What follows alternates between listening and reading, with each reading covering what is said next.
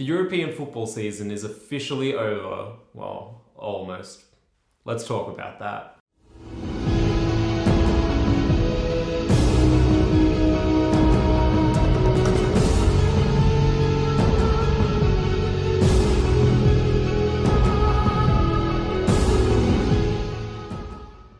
Hey, my name's Julian and welcome back to another episode of the Football News Show.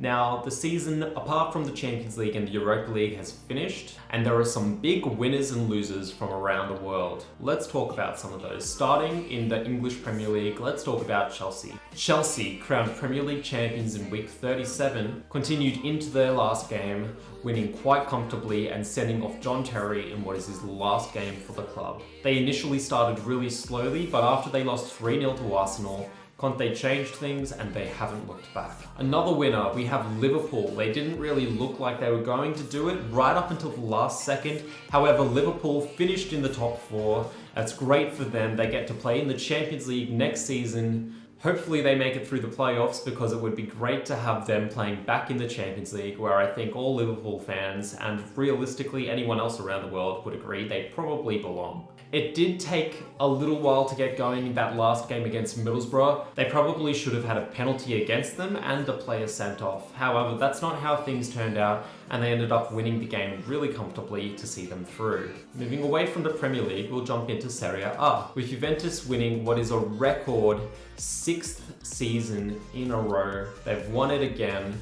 Juventus dominated the majority of this season. This is probably the strongest Juventus side I've seen in quite a while, and it really goes to show, seeing that they're in the final of the Champions League. You can't get much better than that. Now, I don't know if Juventus is going to win in the Champions League final, but it's a massive credit to them that they've gotten as far as they are, even if they do fail at the last hurdle. But personally, I don't reckon they will. They're my pick to win the Champions League. Another winner in France, we have Monaco picking up their first league title in quite a while, finally breaking the dominance from PSG. That's fantastic for them. They've looked great all season. They've had standout performers like Kylian Mbappe, of course, like Bernardo Silva, and a bunch of other players on the team. It's great to see Falcao finally coming back and being dominant once more. And they're such an exciting team to watch. Despite getting knocked out in the Champions League, this season is a definite win for them. Real Madrid, now, with all their history, you might expect that some of their players probably know what the rule is in Spain when it comes to giving them the actual trophy to hold up into the air. Now, Modric, Cristiano Ronaldo and Bale all didn't really seem to know that, as they were a bit annoyed that they didn't get to hold up and hoist that trophy at the end of the season after they finally beat Barcelona to first place in the Spanish La Liga. In Spain, the way it works is they'll get to hold it at the beginning of next season, not at the end of this current season. So that's something they've got to look forward to. However, for now, it remains a disappointment to some of those players. It was, however, a great season for them to get to the Champions League final, and they've also done amazingly well to finally stop Barcelona from having that type of claim over the league title in past seasons, so that's great for them. Now, a lot of you probably don't know a lot about this guy, and you probably don't even know this happened unless you actually follow Manchester United. One of their young players, Angel Gomez, made history when he appeared for the team off the subs bench in their last game of the season against Crystal Palace. Now, he's the first Premier League player ever to be born in 2000. That isn't something that's happened yet. And making his appearance at just the age of 16, not even 17 years old yet. He's the youngest Manchester United player to debut since Duncan Edwards. That's a lot of the good that's happened in the season, but a lot of bad has as well. Let's talk about some of the losers from this year in football. Now, I don't think we can start a loser section in this without first talking about Arsenal. Arsene Wenger recently, in his latest press conference, just admitted that maybe some of the stuff he did during the season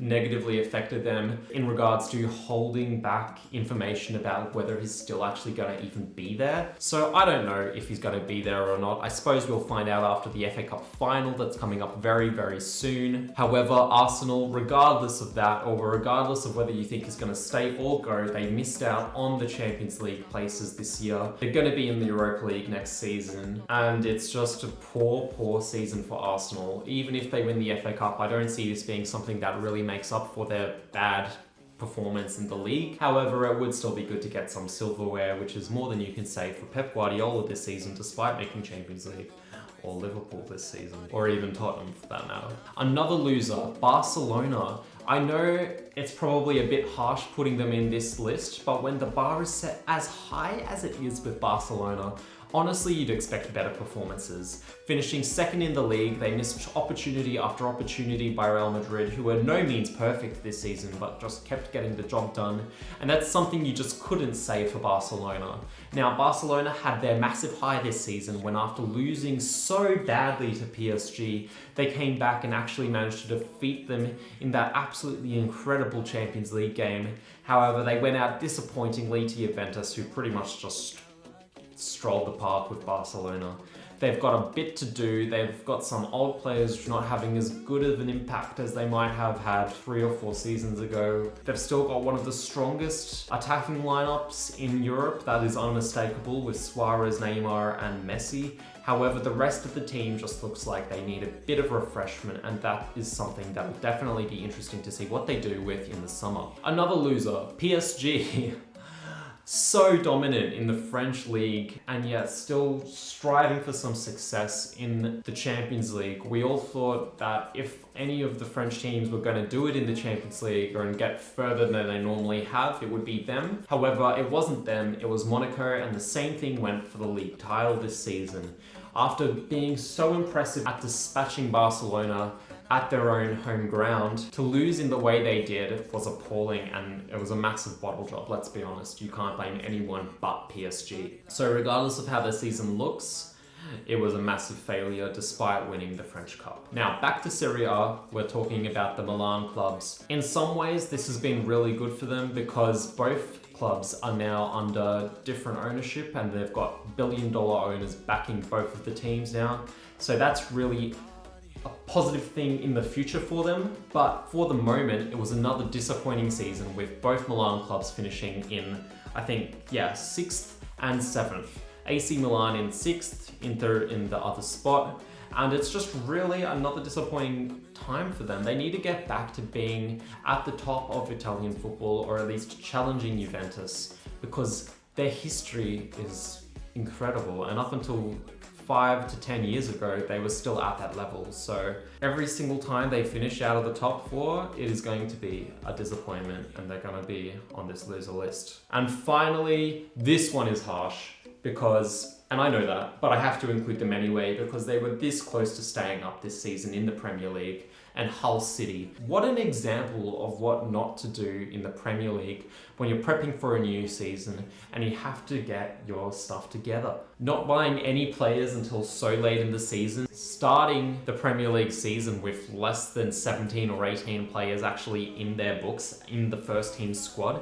That's just ridiculous. They were always doomed to go down. They had a really great start to the season somehow, but after that everything fell off a cliff. And it wasn't until Marco Silva came in that he did a great job and almost managed to keep the team up. Now, a disappointing defeat to Sunderland towards the end of the season pretty much signaled that they weren't going to be able to do this and keep their momentum going. However, they fought tooth and nail. I'd say Marco Silva probably almost this close to a winner. However, with the team going down, Hull City still has to be a disappointing loss at how close they came to getting there. Let me know who you thought was a winner or loser this season and who you think will win the upcoming FA Cup final, Europa League final and the Champions League final. I'll have further details on all of those as they come up. Thank you so much for watching another episode of the Football News Show, and I'll be with you again really soon.